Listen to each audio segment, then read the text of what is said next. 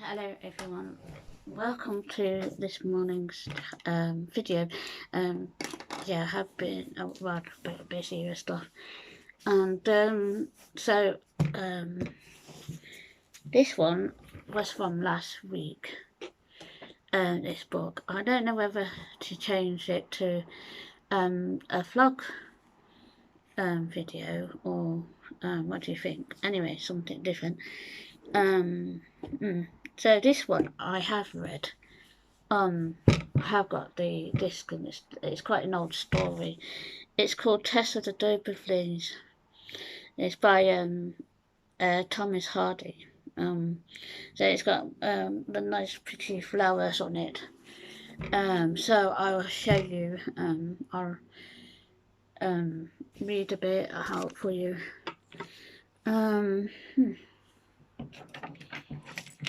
So I'll go to just let me do that.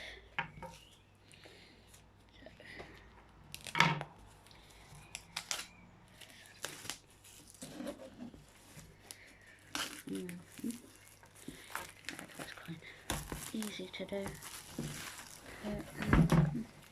Quite a thick book, and some more and some are thin. So I'd have to put my reader glasses on because it is a smaller print. But I can see, but not if I had my light on. So it is about I do remember the story. I had a CD on it. Sorry. And so it said on an evening in the latter part of May, in the middle-aged man was walking homeward from Shaston to the village of Marlet in the adjoining valley of Blakemore or Blackmore.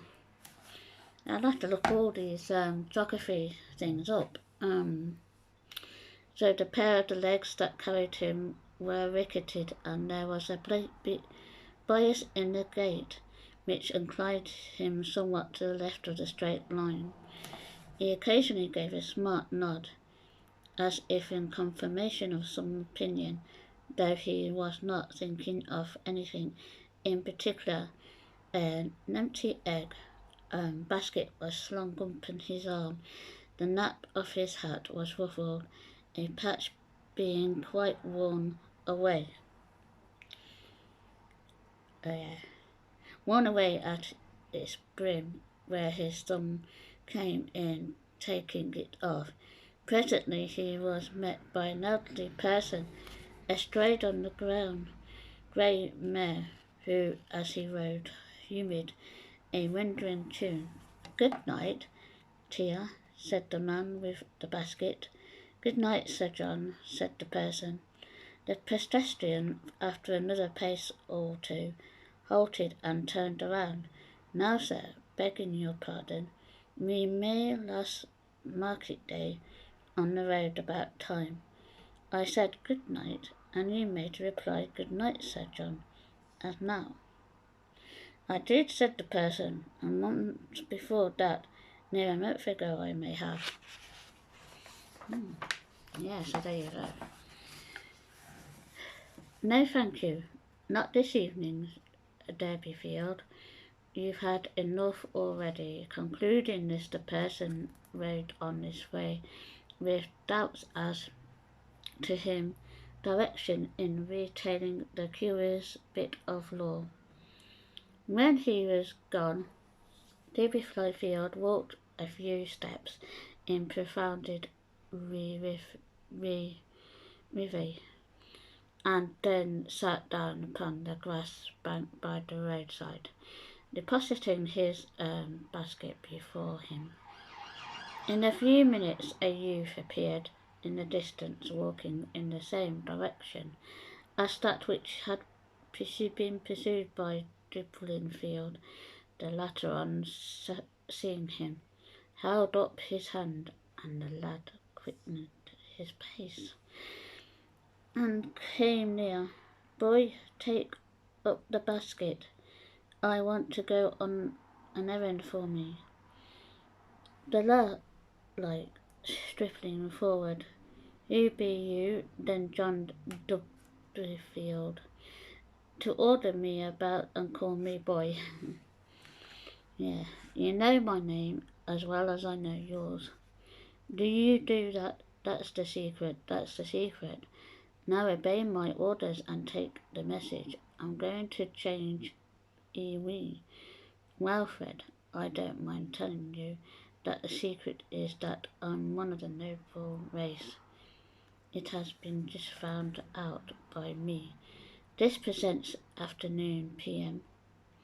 And as he made that announcement, Doublefield, declining from his seating position luxury, stretched himself out upon their bank.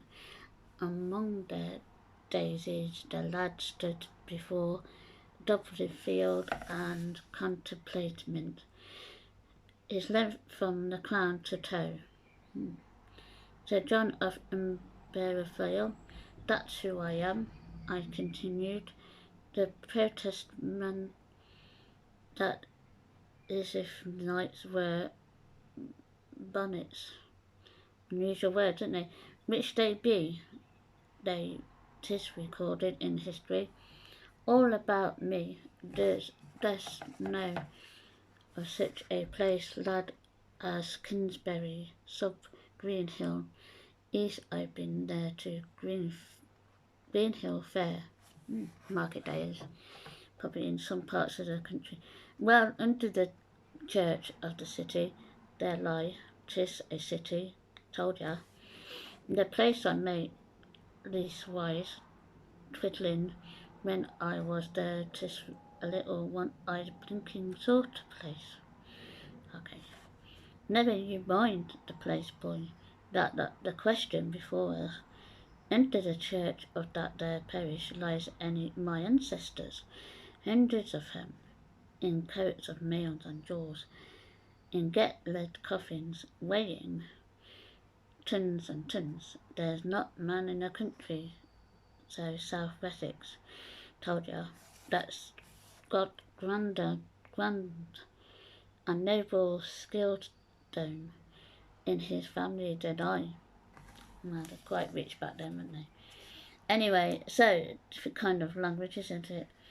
"Oh, now take up that basket and go onto the mallet, and when you come into the Pure Drop Inn, tell 'em to send a horse and carriage to me immediately, to carry me wholesome and in the bottom to carriage they be to put a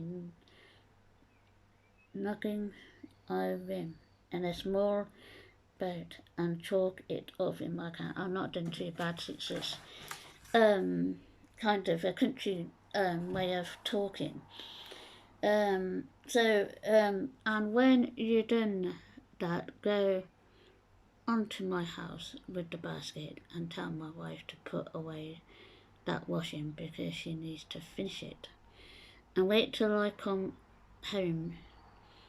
Yeah, and it's got a W. So it's the way, it's a different kind of a slang language. Depending what part of the country you come from, people have different accents. So I'm not doing too bad at the minute. But it's, if you read out aloud, I feel that you can get the gist of how they spoke. So as the lad stood in a dubious attitude, Dublin put his hand in his pocket and produced a shilling. "One of the chronicle few that possessed here for your labour, lad."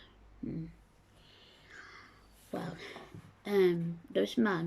this made a difference in the young man's estimated of the position. So it's a way of different life in back then, and the way they spoke in different parts of the UK or whatever it was called back then. So yeah, so I do like, see, when you read that aloud, you don't know if you're in trouble or not, because some of the old classic books, they speak if they're in a country they speak differently. They probably speak, I say, do now, but back then it was still kind of a different kind of, the English language, or whatever you want to call it, was different, because most of this was written in Latin. So our first um, our first thing was Latin, because Queen Elizabeth I actually changed it to English because she spoke that many languages. So this is like, so we would still be probably speaking in Latin if she hadn't. Well, Latin is still around, but not as much as in the UK. So, so it's, I say English is our second language because Latin was our first, but due to Elizabeth locking one of the Bibles, King James Bible. At the front, but this was by Thomas Hardy, classic books, nice front, and I've got another one, but I'll do that one next week. I'll have to put all this in my playlist. What do you think? So yeah, if you like this little video, please consider subscribing. Press that notification bell in the corner to receive further videos. I'm sure you're getting them anyway. Like, share, and be good. And I'll see you in the next video. Bye.